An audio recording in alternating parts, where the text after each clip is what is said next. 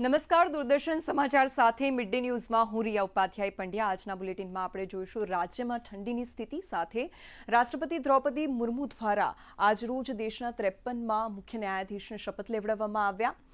જામનગરમાં મુખ્યમંત્રી ભૂપેન્દ્ર પટેલ દ્વારા કરોડોના વિકાસ કાર્યોની ભેટ આપવામાં આવી, ત્યારે અમદાવાદના ઈશનપુર વિસ્તારમાં મેગા ડિમોલેશનની કામગીરી હાથ ધરવામાં આવી રહી છે। આ તમામની વિગતવાર માહિતી મેળવતા પહેલા એક નજર કરીશું મુખ્ય સમાચાર પર।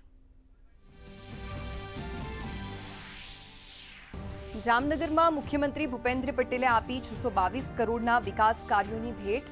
જામનગરમાં જળવાયેલી સ્વચ્છતા માટે મેયર, કમિશનર અને સફાઈ કર્મચારીઓની કરી પ્રશંસા। કહ્યું, કાયમી સ્વચ્છતા જાળવવા નાગરિકોનો સહયોગ પણ અનિવાર્ય।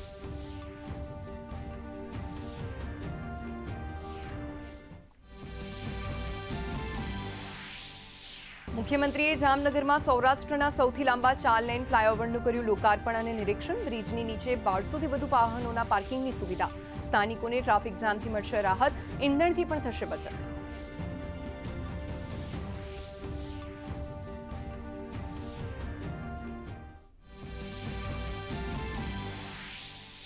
અમદાવાદના ઈસનપુર તળાવમાં મેગા ડિમોલેશન, 20 જેસીબી મશીન અને 500થી વધુ કર્મચારીઓ અને પોલીસના ચુસ્ત બંદોબસ્ત વચ્ચે હાથ ધરાઈ ગેરકાયદે દબાણ હટાવવાની કામગીરી।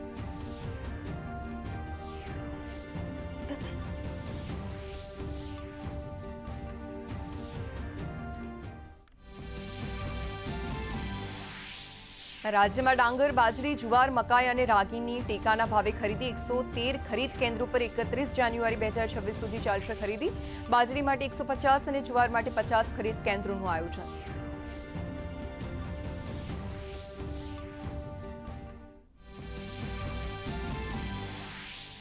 જસ્ટિસ સૂર્યકાંત બન્યા દેશના નવા સીજેઆઈ। રાષ્ટ્રપતિ દ્રૌપદી મુર્મુએ લેવડાવ્યા પદ અને ગોપનીયતાના શપથ। 53માં મુખ્ય ન્યાયાધીશ તરીકે સંભાળ્યો પદભાર। 1.25 વર્ષ સુધી સંભાળશે જવાબદારી।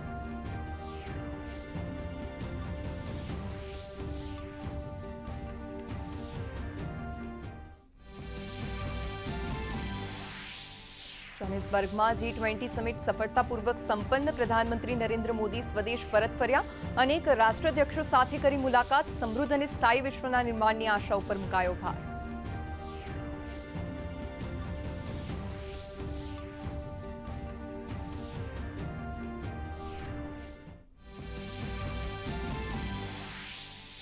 ભારતીય નૌસેનામાં સામેલ થયું શક્તિશાળી INS માહે।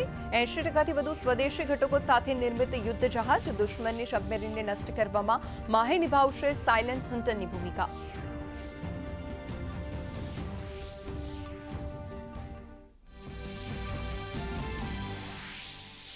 રાજ્યમાં ઠંડીના ચમકારામાં વધઘટ। સૌથી ઓછું તાપમાન નલિયામાં 11 ડિગ્રી। મોટાભાગના શહેરોમાં તાપમાન 20 ડિગ્રીથી નીચે। ફૂલ ગુલાબી ઠંડીમાં યાયાવર પક્ષીઓ બન્યા ગુજરાતના મહેમાન। 135 જેટલી પ્રજાતિના પક્ષીઓ પોરબંદરમાં વિતાવશે શિયાળો।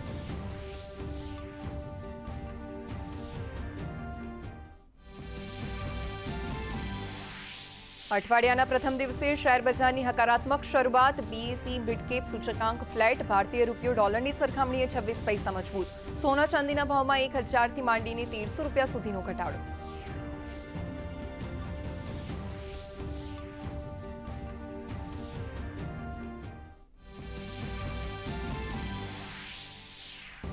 ગુવાહાટીમાં ભારત અને સાઉથ આફ્રિકા વચ્ચે બીજી ટેસ્ટનો ત્રીજો દિવસ। ભારતે ગુમાવી એક પછી એક વિકેટ। 7 વિકેટના નુકસાને ભારતે 159 રન ટીમ ઇન્ડિયા સામે આવી શકે છે ફોલો ઓન।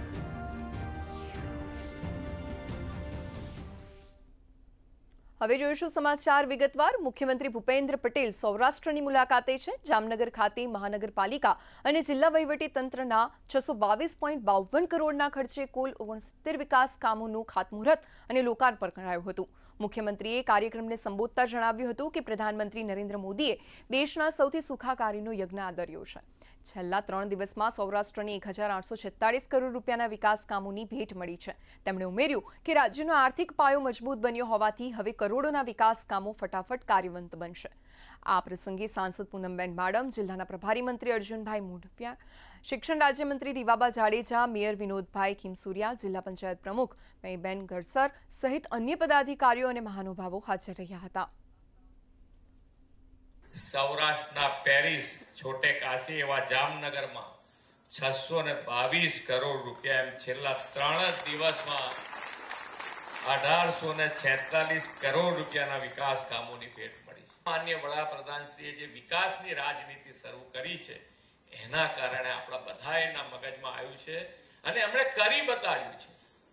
જે કહેવું તે કરવું એ કાર્ય મંત્ર સાથે દરેકે દરેક કામ જમીન સુધી ઉતાર્યા છે. એનો લાભ લોકો સુધી પહોંચાડ્યો છે અને એના કારણે આપણને આજે આ કરોડો રૂપિયાના કામની વિકાસની ભેટ આપણને મળી રહી છે. આજે વિકાસ કામોનું તો ઉદ્ઘાટન થયું છે, પણ જામનગરનો જે આઇકોનિક બ્રિજ છે એનું પણ ઉદ્ઘાટન થયું. લાંબામાં લાંબો સૌરાષ્ટ્રનો બ્રિજ હશે, પણ એની સાથે તમે દ્વારકાથી આવો અને બાયપાસ જવાને બદલે શહેરમાં આવો તો એક છેડેથી બીજે છેડા સુધી કોઈ જગ્યાએ બ્રેક માર્યા વગર આખા જામનગરને મધ્યમાંથી પસાર થઈ જવાય એવો બ્રિજ શાયદ ગુજરાતમાં એક પણ. મુખ્યમંત્રી ભૂપેન્દ્ર પટેલે જામનગર ખાતે ₹226.99 કરોડના ખર્ચે નિર્મિત સૌરાષ્ટ્રના સૌથી લાંબા બ્રિજનું લોકાર્પણ કર્યું હતું. સાથે જ તેઓએ બ્રિજની મુલાકાત લઈ તેના બાંધકામની ગુણવત્તાનું પણ બારીકાઈથી નિરીક્ષણ કર્યું હતું. તેમણે બ્રિજની ઉપર આવેલા મહત્વના 7 રસ્તા સર્કલ પર પહોંચીને સમગ્ર પ્રોજેક્ટની સમીક્ષા કરી હતી. આ મુલાકાત દરમિયાન તેમણે માત્ર બાંધકામની સ્થિતિ જ નહીં પરંતુ બ્રિજની એન્જિનિયરિંગ ડિઝાઇન, જનસુવિધા અને ટ્રાફિક વ્યવસ્થાપનના પાસા અંગે પણ સંબંધિત અધિકારીઓ તથા પદાધિકારીઓ પાસેથી ઝીણવટભરી માહિતી મેળવી હતી. મહત્વનું છે કે 3750 મીટરની લંબાઈ ધરાવતા આ બ્રિજમાં 1200થી વધુ વાહનો માટે પાર્કિંગ, સ્પોર્ટ્સ એક્ટિવિટી તથા ફૂડ ઝોન જેવી સવલતોનો પણ સમાવેશ કરવામાં આવ્યો છે.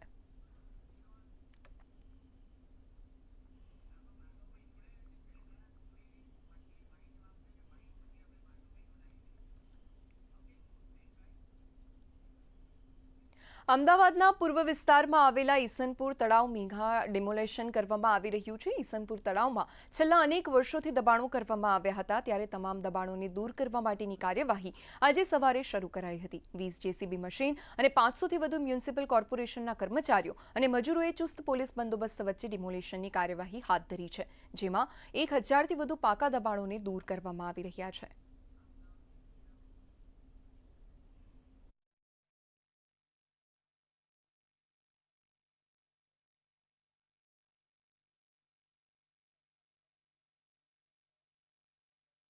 લોકો જે રહેતા હતા એને અમે એટલા માટે ઇમિડિયેટલી રિમૂવ નહોતા કર્યા કેમ કે એમને ઇવેક્યુએશન કરવાનો પૂરતો સમય આપવો ખૂબ જ જરૂરી હતો. આ ઉપરાંત રેની સિઝન હતી અને આપણા દિવાળીના બધા તહેવારો આવતા હતા, તો આ બધા તહેવારો અને વર્ષા ઋતુને ધ્યાનમાં રાખી અમે જે તે સમયે આ કામગીરીને ઉપર રોક લગાવી હતી. પણ લોકોને પૂરતો સમય આપ્યો. આપ પણ જુઓ છો ઘણા બધા મકાનો ખાલી થઈ ગયા છે. એ બતાવે છે કે અમે લોકો એમને પૂરતો સમય આપ્યો છે. લોકો પણ હવે સ્વેચ્છાએથી પોતે માને પણ છે કે ભાઈ આપણે આ મકાનને ખાલી કરવા જોઈએ અને અત્યારે આ મકાન ખાલી થઈ રહ્યા છે. આ ડિમોલિશનની કામગીરીમાં પોલીસ દ્વારા લગભગ 550થી વધુ જવાનો અને અધિકારીઓનો બંદોબસ્ત આપવામાં આવ્યો છે. આ બંદોબસ્તમાં અમે એક ડીસીપી, 3 એસીપી સહિતના 550થી વધુ અધિકારી અને જવાનો છે. જે સમગ્ર બંદોબસ્ત છે એમાં અમે અમુક ફિક્સ પોઈન્ટ રાખ્યા છે, કેટલાક પેટ્રોલિંગ પોઈન્ટ્સ છે અને સમગ્ર વિસ્તાર કોર્ડન કરવામાં આવ્યો છે. આ ઉપરાંત અમારા ડ્રોન કેમેરા દ્વારા એરિયલ સર્વેલન્સ પણ રાખવામાં આવી રહ્યો છે, જેથી જે અંદરનો વિસ્તાર છે ત્યાંથી કોઈ મુવમેન્ટ છે કે નહીં એને ચેક કરી શકાય. ઈસનપુરમાં ચાલી રહેલા આ ડિમોલેશનની વધુ વિગતો સાથે જોડાયા છે અમારા સંવાદદાતા ભાર્ગવ ત્રિવેદી. જી ભાર્ગવ, ગેરકાયદેસર દબાણ હટાવાઈ રહ્યું છે તે અંગેની વધુ વિગતો જણાવશો. જે રીતે ખાસ મહત્વની વાત તો એ છે કે રાજ્ય સરકાર, ભૂપેન્દ્રભાઈ પટેલની રાજ્ય સરકાર દ્વારા છેલ્લા કેટલાય સમયથી સમગ્ર રાજ્યમાં ગેરકાયદેસર દબાણ હટાવવાની કામગીરી અવિરત ચાલુ રહેલી છે. ત્યારે અમદાવાદ મ્યુનિસિપલ કોર્પોરેશન તંત્ર દ્વારા પણ આ ડિમોલિશનની કાર્યવાહી સતત કરતી રહેતી હોય છે. અગાઉ થોડા સમય પહેલા ચંડોળા જે તળાવની આસપાસના જે ગેરકાયદેસર મકાનો હતા તેને દૂર કરી એ તળાવ ખુલ્લું કરવામાં આવ્યું અને હવે ઈસનપુર જે તળાવ છે એને ખુલ્લું કરવાની કાર્યવાહી આજ વહેલી સવારથી હાથ ધરવામાં આવી છે. અમદાવાદ મ્યુનિસિપલ કોર્પોરેશનના અધિકારીઓ દ્વારા અગાઉ પણ લગભગ ચોમાસા પહેલાં આને નોટિસો આપી દેવામાં આવી હતી. એટલે ક્યાંક ને ક્યાંક એવું કહે છે કે અમદાવાદ મ્યુનિસિપલ કોર્પોરેશન તંત્ર એવું માની રહ્યું છે કે જે અમદાવાદ શહેરની અંદર જે વોટર બોડી એરિયા છે, વોટર બોડીની આસપાસ જે કંઈ ગેરકાયદેસર દબાણ હટાવવાની જે કામગીરી છે તે ચાલુ જ રહેશે અને તેના ભાગરૂપે અહીંયા ઈસનપુર તળાવ ખાતેના જે આજુબાજુના લગભગ 1000 ઉપરાંતના જે મકાનો હતા તેને દૂર કરવાની કામગીરી અત્યારે હાલ ચાલી રહી છે. અને અમદાવાદ મ્યુનિસિપલ કોર્પોરેશનના અધિકારીઓ દ્વારા એવું પણ કહેવામાં આવી રહ્યું છે કે તેમને નોટિસો પણ આપી દેવામાં આવી છે. એટલે સુચારુ રીતે આ જે કામગીરી અત્યારે હાલ ચાલી રહી છે અને તેમાં મહત્વનો ભાગ જે છે એ પોલીસ વિભાગનો માને છે. પોલીસ વિભાગ દ્વારા સંપૂર્ણ સહકાર મળી રહ્યો છે અને અહીંના જે સ્થાનિક લોકો જે મકાનમાં જે રહેતા હતા તે લોકો પણ દ્વારા પણ અહીંયા સપોર્ટ મળી રહ્યો છે. કારણ કે અગાઉ નોટિસ આપી દીધી હતી અને પછી દિવાળીના તહેવારો હતા. દિવાળીના તહેવારોને લઈને પણ અમદાવાદ મ્યુનિસિપલ કોર્પોરેશન દ્વારા કૂણું વલણ રાખીને તેમને દિવાળી બાદ આ ડિમોલિશન હાથ ધરવાનું કહેતા અને હમણાં થોડા દિવસો પહેલા તેમને ફરીથી નોટિસ ઇસ્યુ કરવામાં આવી હતી. અને આની પહેલા કેટલાક લોકો હાઈકોર્ટમાં પણ ગયા હતા, પણ હાઈકોર્ટે તેમની અરજીને ગ્રાહ્ય ન રાખી અને ગ્રાહ્ય ન રાખતા અને ખાસ સૂચવ્યું છે અમદાવાદ મ્યુનિસિપલ કોર્પોરેશનને કે તાત્કાલિકના ધોરણે આ વોટર બોડી એરિયા છે ઈસનપુરનો એ ક્લિયર કરવામાં આવે. એટલે ક્યાંક ને ક્યાંક આજે વહેલી સવારથી જ લગભગ અત્યારે મોટા ભાગનું કામ અહીંયા પૂર્ણ થઈ ગયેલું છે અને 2 દિવસ ચાલનારી આ ડિમોલિશનની કાર્યવાહી દરમિયાન આપ મારી પાછળ જોઈ રહ્યા છો કે અહીંના જે સ્થાનિક લોકો જે પોતાના રહેણાંકના મકાનો હતા તેમાંથી સામાન લેતા જોઈ રહ્યા છે અને જગ્યાની સફાઈ ના જે કર્મચારીઓ છે તેના દ્વારા અહીંયા કરવામાં આવી રહી છે. અને સાથે સાથે અમદાવાદ ફાયર બ્રિગેડ, ટોરેન્ટ પાવરના કર્મચારીઓ પણ અહીંયા સાથે રહીને આ ડિમોલિશન કાર્યવાહીમાં મદદરૂપ થઈ રહ્યા છે. અને સાથે સાથે અમદાવાદ મ્યુનિસિપલ કોર્પોરેશન તંત્ર દ્વારા એવું પણ ચોખ્ખું જણાવવામાં આવ્યું છે કે ભવિષ્યમાં અમદાવાદમાં આ વોટર બોડી એરિયા છે જેટલા પણ ગેરકાયદેસર મકાનો છે તેને દૂર કરવાની કાર્યવાહી ચાલુ જ રહેશે. કુણાલ ચૌહાણ સાથે ભાર્ગવ ત્રિવેદી, દૂરદર્શન સમાચાર, ઈસનપુર. જી ભાર્ગવ, સમગ્ર માહિતી બદલ આપનો આભાર. સમાચારમાં આગળ વધીશું. રાજ્ય સરકાર ખરીફ માર્કેટિંગ સિઝન 2025-26 અંતર્ગત લઘુત્તમ ટેકાના ભાવે ડાંગર, બાજરી, જુવાર, મકાઈ તથા રાગીની ખરીદી સીધી ખેડૂતો પાસેથી કરશે.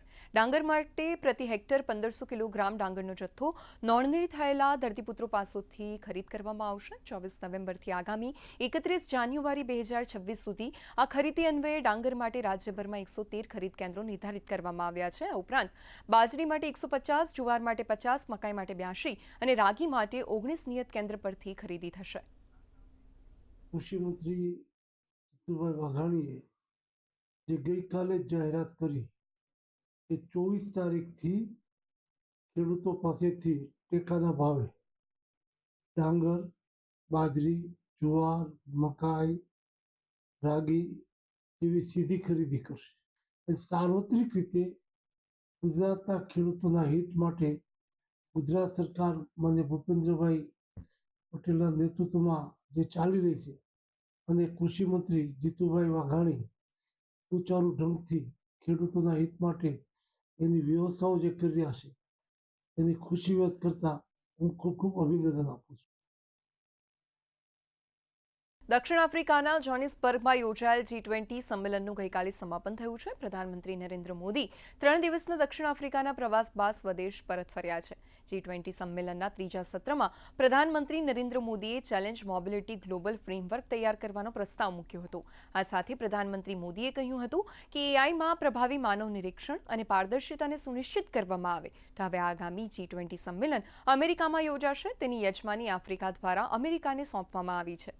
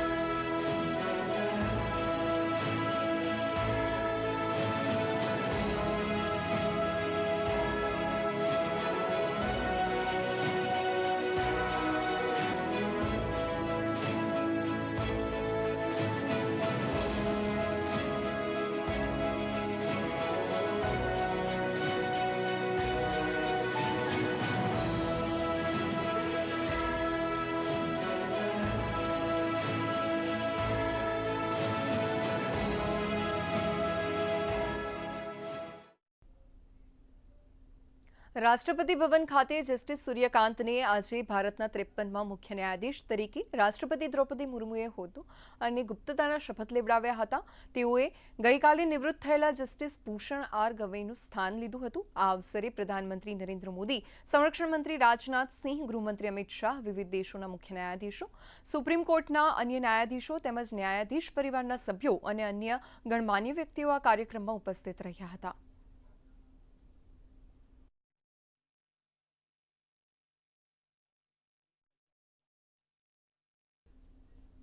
નૌકાદળે આજે મુંબઈના નેવલ ડોકયાર્ડ ખાતે પ્રથમ એન્ટી સબમરીન વોરફેર યુદ્ધ જહાજ INS માહીને કાર્યરત કર્યું. છીછરા પાણી માટે રચાયેલ આ નવી પેઢીનું સ્વદેશી રીતે બનેલું યુદ્ધ જહાજ કોચિન શિપયાર્ડ લિમિટેડ દ્વારા બનાવવામાં આવ્યું હતું અને આત્મનિર્ભર પહેલ હેઠળ ભારતની વધતી જતી જહાજ નિર્માણ ક્ષમતાઓનું પ્રતીક છે.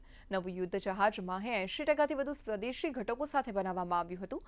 તે પશ્ચિમી દરિયા કિનારે શાંત શિકારી તરીકે સેવા આપશે, જોખમોને શોધી કાઢશે અને નિષ્ક્રિય કરશે. આ પ્રસંગે army chief general Upendra Dwivedi મુખ્ય અતિથિ તરીકે ઉપસ્થિત રહ્યા હતા. જનરલ દ્વિવેદીએ જણાવ્યું હતું કે આજના યુગમાં જ્યાં બહુવિધ મોરચે સતર્કતા જરૂરી છે, ત્યાં ભારતની સુરક્ષા વ્યવસ્થા સમુદ્રના ઊંડાણથી દેશની સર્વોચ્ચ સરહદો સુધી કાર્ય કરવાની તેની ક્ષમતા દ્વારા વ્યાખ્યાયિત કરવામાં આવશે. તેમણે ઉમેર્યું હતું કે આધુનિક સમયના સંઘર્ષો હાઇબ્રિડ અને બહુવિધ મોરચા પર લડવામાં આવી રહ્યા છે, જેના માટે એકીકૃત રાષ્ટ્રીય દળ અને સશસ્ત્ર દળો વચ્ચે સરળ સંકલનની જરૂર છે.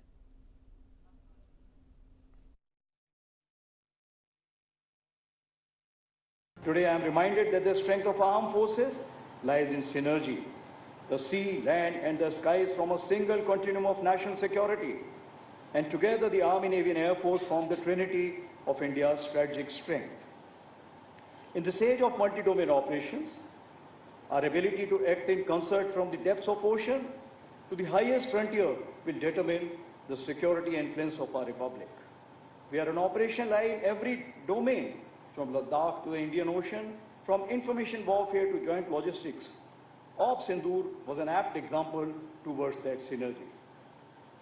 The Indian Army too has launched a series of initiatives under our overall umbrella of a decade of transformation in which jointness and integration is an important pillar. Sardar Vallabhbhai પટેલની 150મી જન્મજયંતિ નિમિત્તે નાંદોલ વિસ્તારમાં યુનિટ માર્ચ પદયાત્રાને જિલ્લા પ્રભારી અને રાજ્યમંત્રી ઈશ્વરસિંહ પટેલ અને ધારાસભ્ય ડોક્ટર દર્શનાબેન દેશમુખના હસ્તે પ્રસ્થાન કરાવાયું હતું. આ પદયાત્રામાં મોટી સંખ્યામાં નાગરિકો, યુવા વર્ગ, સમાજના આગેવાનો અને કાર્યકરોએ ભાગ લીધો હતો. આ પદયાત્રામાં જોડાયેલા લોકોએ સ્વદેશી અપનાવવાના શપથ લીધા હતા તેમજ સરદાર સાહેબની જીવનકથા, દેશની એકતામાં તેમના યોગદાન અને યુગાનુયોગ પ્રેરણારૂપ મૂલ્યો વિશે માર્ગદર્શન આપવામાં આવ્યું હતું.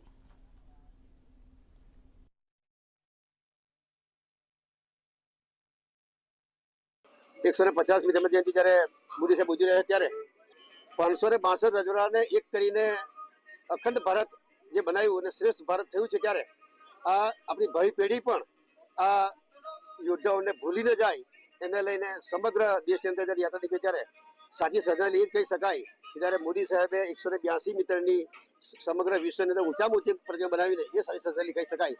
ત્યારે હું એમને નતમસ્તકે વંદન કરું છું.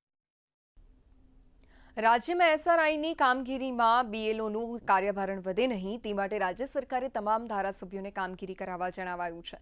વલસાડ જિલ્લાના ધરમપુર અને કપરાડાના અંતરિયાળ વિસ્તારોમાં ભાજપના કાર્યકર્તાઓ દ્વારા પણ BLOને મદદ કરવામાં આવી રહી છે. ધરમપુર તાલુકામાં 60%થી વધુ કામગીરી પૂર્ણ થઈ છે, જ્યારે ધરમપુરમાં બીજા નંબરે કામગીરી પૂર્ણ થઈ છે.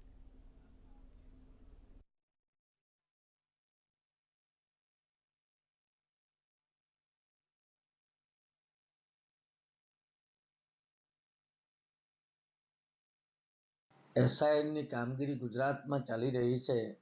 એની કામગીરી માટે અત્યારે જે સરકાર દ્વારા નિયુક્તિ કરવામાં આવેલા BLO અને અમારા પાર્ટી દ્વારા નિયુક્તિ કરવામાં આવેલા BLO2 સાથે મળીને અમારા ભારતીય જનતા પાર્ટીના દરેક કાર્યકર્તા દરેક બૂથમાં જઈને BLO સાથે મદદ કરીને આજે ધરમપુર વિધાનસભા વલસાડ જિલ્લામાં ખૂબ સારી કામગીરી કરી છે અને વલસાડ જિલ્લામાં 178 ધરમપુર વિધાનસભા અત્યારે 60% કામગીરી પૂર્ણ કરી છે.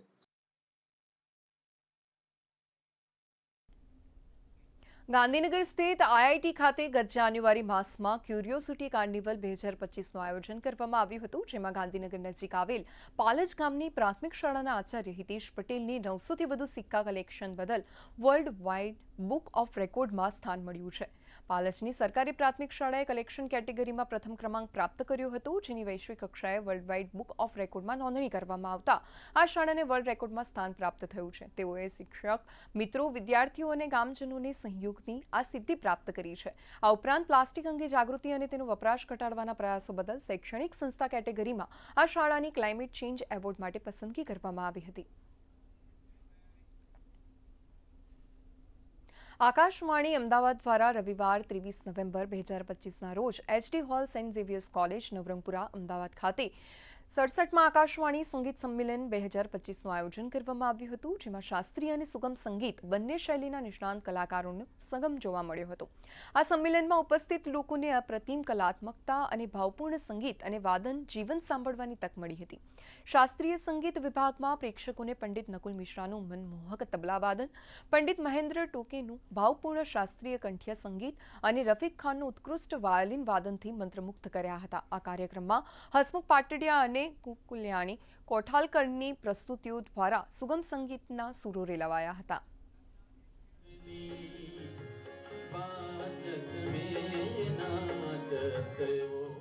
हम आकाशवाणी अहमदाबाद अपना संगीत सम्मेलन का आयोजन कर रहे हैं.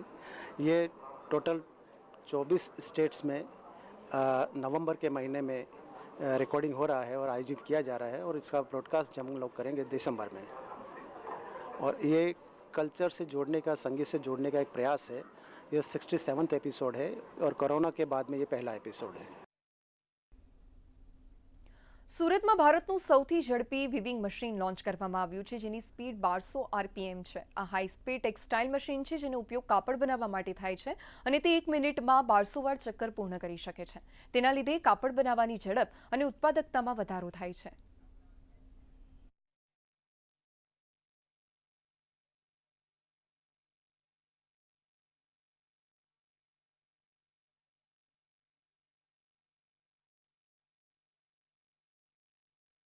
आज तक का सबसे हाईएस्ट स्पीड है, जो कि एक उसका स्मूथनेस, उसका परफॉर्मेंस अगर सारी चीज कंसीडर करके चले तो आज तक का best performance of the airjet machine है.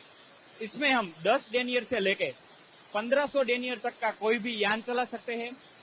विविंग इंडस्ट्रीज में जो कपड़े चलते हैं उसमें सारे फैब्रिक इसमें हम बना सकते हैं, जिसमें suiting, shirting, children wear, ethnic wear, ladies kurtis and western wear, सारे टाइप के कपड़े स्मूथली चल सकते हैं. आप बिल्कुल मेरे पीछे देख सकते हैं कि 1200 RPM, मतलब इतनी स्पीड से कपड़ा बनेगा ऐसा कभी किसी ने सोचा भी नहीं था. और ये मशीन पहली बार भारत में, सूरत में आज यहाँ सिटेक्स में इंट्रोड्यूस हो रही है. वो अपने आप में एक बहुत बड़ी घटना है.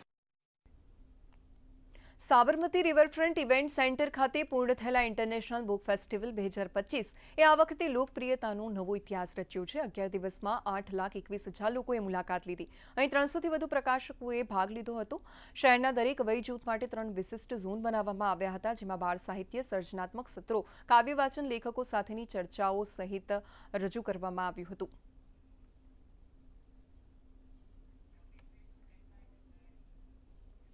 ભારત અને દક્ષિણ આફ્રિકા વચ્ચે રમાઈ રહેલ બીજી ટેસ્ટ મેચના ત્રીજા દિવસે ભારતનું પ્રદર્શન નબળું રહ્યું છે. મેચનો ત્રીજો દિવસ અને બીજો સેશન ચાલુ છે, તેમાં ભારતનો સ્કોર 7 વિકેટના નુકસાને 174 રનનો છે. જોકે ભારતનું પ્રદર્શન જોતા હાલ ભારત ઉપર ફોલો ઓનનો ખતરો તોડાઈ રહ્યો છે. ઉલ્લેખનીય છે કે દક્ષિણ આફ્રિકાએ પ્રથમ દાવમાં 489 રન બનાવ્યા હતા. સમાચારમાં હાલ બસ આટલું જ. નમસ્કાર.